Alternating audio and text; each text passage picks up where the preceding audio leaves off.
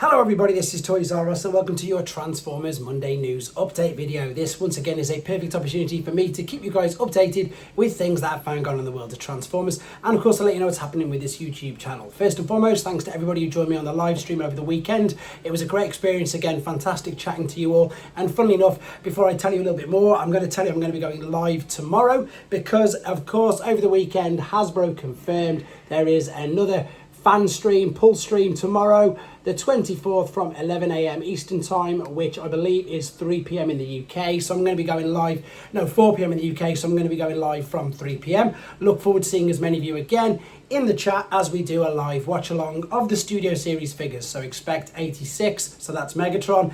Expect, of course, and the Constructicons, Devastation games for the game, and probably Widowmaker from Age of Extinction. So looking forward to that.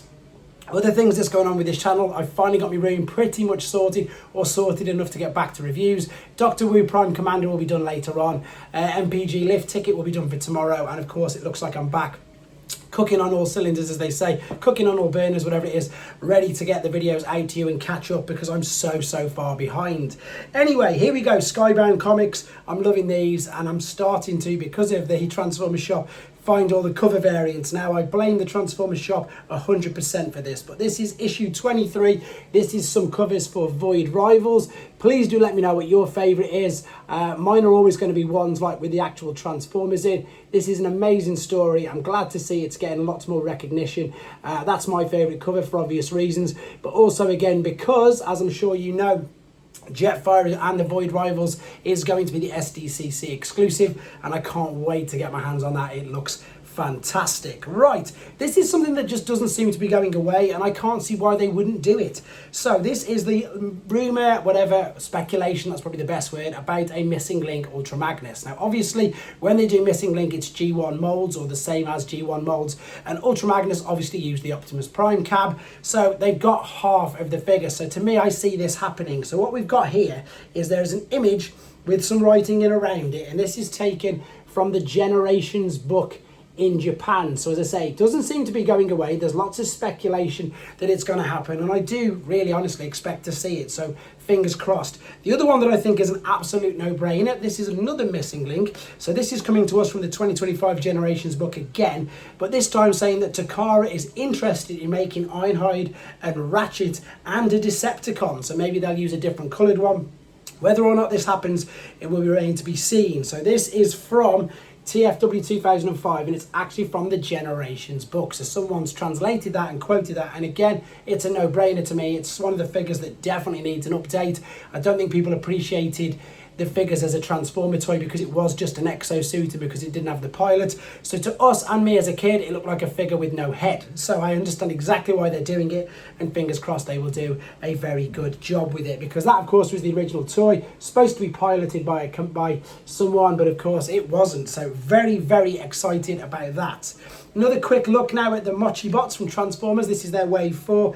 This is brilliant. I don't know why anybody else hasn't bothered with it. We get so many different shattered glass figures, so many different shattered glass colours, but this time they've gone with the Mirage, Decepticon Mirage, which they used of course in Siege. I haven't seen, apart from the official toy, any other use of this particular colour scheme. It makes perfect sense to me. I imagine now I've said that we're going to see multiple issues and figure launches of that exact same colour scheme. It looks fantastic and it just works with it. Okay, Yolopark, for you guys who collect Yolopark, I've shown you loads of images on this. Now I'm just going to direct you to their website, or indeed, if not, TFW 2005, where they've got full unboxing and review videos of the 4 figures which we've seen there. So this is where they've scaled up, when I say scaled, I don't know what the correct word is. They've gone down in price range. So they've got the same scale, same sizes, same dimensions, but it hasn't got like all of the special expensive features of these main G1 characters. So Optimus Prime, of course, Megatron, there's Bumblebee and Starscream. So if you want to check them out, because these are now $30 instead of $60, very interesting, check out the websites I've just mentioned. Right, EHobby with their figures and whatever it is they're teasing us with. These look to be garage kits, as they're calling them. I don't understand why it's called a garage kit.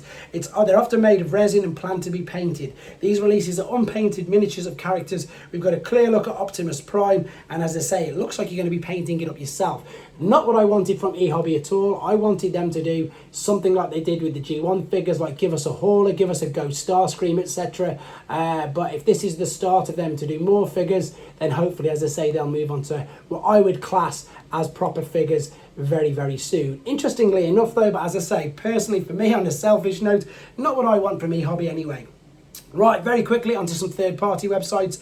This is Magic Square's Weibo page. This is images of their new use, funnily enough, of a Magnus that was an Optimus Prime cab, and this does transform. This, to me, doesn't appeal to me, in all honesty. I think it looks interesting. I like the fact that it transforms, but it looks to be far too much going on, and it is a little bit too chibi style for me. It looks interesting. I love the fact you've got the two different heads though. That's amazing, and I'm sure anybody who likes Ultra Magnus or indeed these figures, I'm sure they will pick it up, because let's be honest, they wouldn't be making it for obvious reasons. Right, In Demand have now secured yet even more figures that have sold out.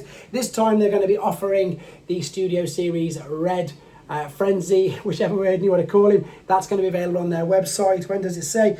Back in stock, pardon me, from now, and it will be at TF Nation as well. And New Age Toys are now shipping Spin Out and Cordon, so great news for people who've pre-ordered them.